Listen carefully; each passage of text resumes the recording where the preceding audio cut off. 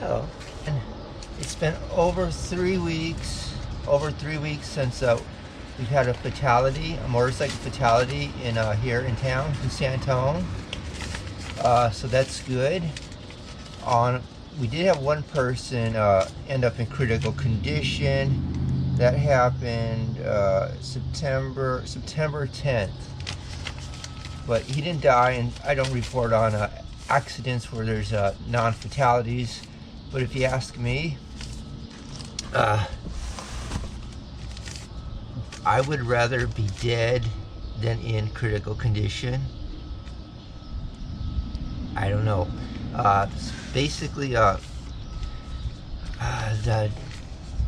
DNR. Have you ever heard of that? DNR, do not resuscitate. If I'm ever in an accident, and before I say this, I want to say I do everything in my power to not have accidents. Everything in my power. I stare at the traffic. I am like super hyper focused on not crashing. But if I'm ever down on the ground and I'm bleeding and I might bleed out, I want to bleed out. If I'm down on the ground, I'm not breathing, do not do the CPR nonsense. Let me go home. And by home, I mean, I would want to die, man. I would not want to live being busted up like that. It's like, many years ago there was a guy who was an actor. He played Superman. His name was Christopher Reeves. He fell off a horse. He became paralyzed, and for about 9 or 10 years he was paralyzed, and then he died. I think it would have been better to die right then and there, because when you die, I believe you go to heaven. Unless you're some type of major jerk, criminal, piece of trash, you go to heaven. And well, I would rather be in heaven than right here. Especially now, maybe you'll see a dead family member, but that's just me, and I really don't want to make this too personal. I just want to say that.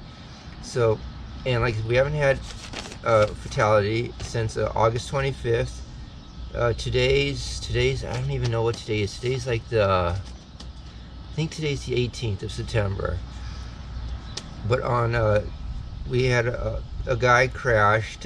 He's in critical condition. September 10th. It sounds like 1 in the morning. Sounds like he hit the back or tire of a FedEx 18-wheeler. And it sounds like it involves speeding.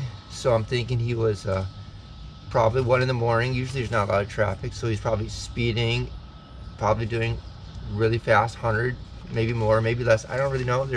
I get my information off the news, off the website, the local mainstream. They don't really report, but he more than likely was just driving fast and ran into something, and that's it. So that's why I want to say I do not support speeding on motorcycles. Speeding and swerving, I do not recommend it. I do not support it. I'm not in charge of the world, but I would say don't speed and swerve on a motorcycle ever. Never.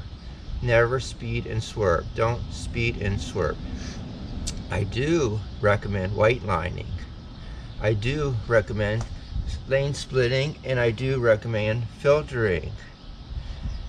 And when I say a white lining, basically always be ready to get on that white line. Even when traffic is moving, be ready to get on the white line, because the white line is your escape route.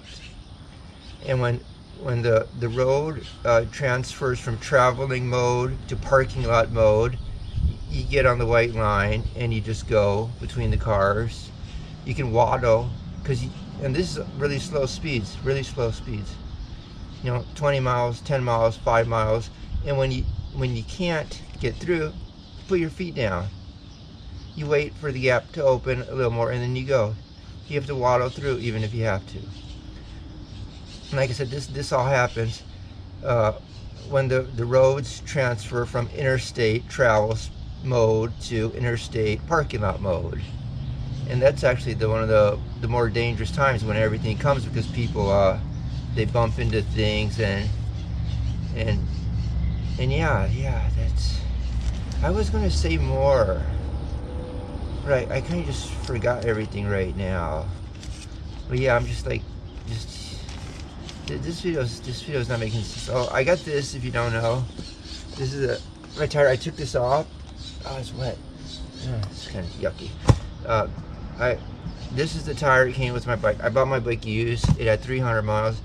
I reached 10,000 miles. There's maybe a little bit of thread left on. I could have staved it, but I bought a new tire and I installed it myself. I bought it and I was gonna hang on to it and try to get this another 1,000 or 2,000 miles out of this tire. But I wanted to do it, and I thought it was gonna be like an easy job, like maybe 30 minutes, an hour. I thought it was gonna be like changing a bicycle tire, because they have these two tire levers. All of these are like metal. It was really, really, really hard. It took me almost 7 or 8 hours. I had to take like lunch break, dinner break, but I got it on, scratched up my rim, but it's done, it's on, and I learned, and I guess that's what matters. And like I said, I don't recommend any motorcycle to ever speed.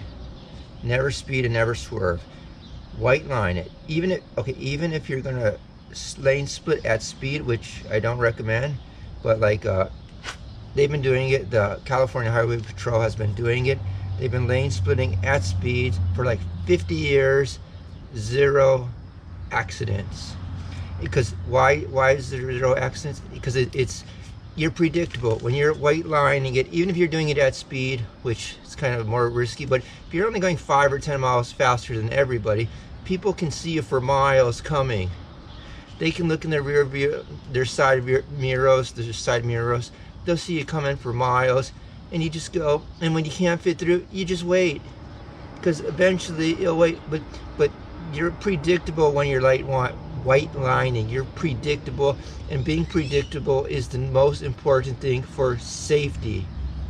So I recommend white lining. I'm not even going to call it splitting or filtering. White lining, I recommend it. But if you don't want to do it, that's your business.